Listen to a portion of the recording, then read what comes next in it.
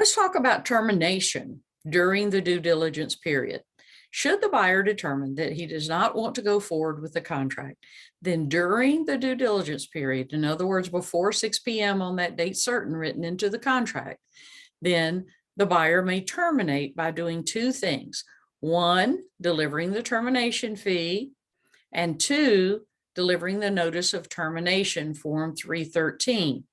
I'm going to deal with quickly the notice of the notice of termination, Form 313, and I'll deal with the delivery of the termination fee in a separate video because there are lots of options there.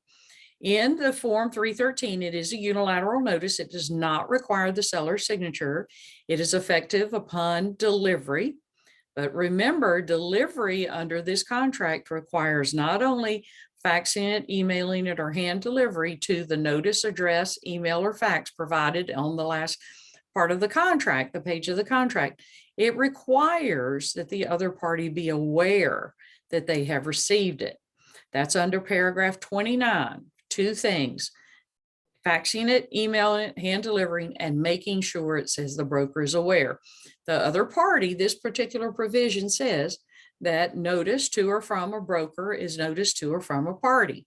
So the awareness can be to the seller or to the seller's broker, but in any case, there has to be awareness. It also allows that the termination fee could be delivered prior to the Form 313, but it must be delivered prior to or simultaneously with this, or in any event, any circumstance. The Form 313 and the termination fee must be there by 6 o'clock on that the last date or their expiration of the due diligence period. If both are not there in time, then there's a problem.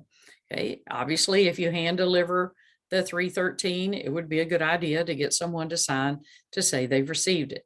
But don't make the mistake of just emailing, faxing it, or delivering it and not following up to make sure of awareness. I received a phone call from a broker asking me about a situation. The associated licensee, one of our agents, had an agency relationship, got a contract fully executed by both parties, initial dated, everything the same, and emailed it to the other agent. In the meantime, they had even discussed making setting up some inspection before it was emailed over.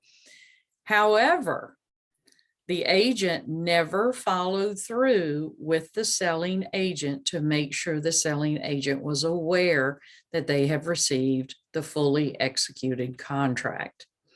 In the meantime, the seller accepted another contract that and fully accepted, and it was properly delivered, barring any proof that the first broker had or the first agent had that contract had been delivered. It was not delivered, therefore it was not. The other party was aware it was not delivered, therefore it was not a binding contract. Don't make that mistake with this Form 313. Make sure the other party is aware that they've received it.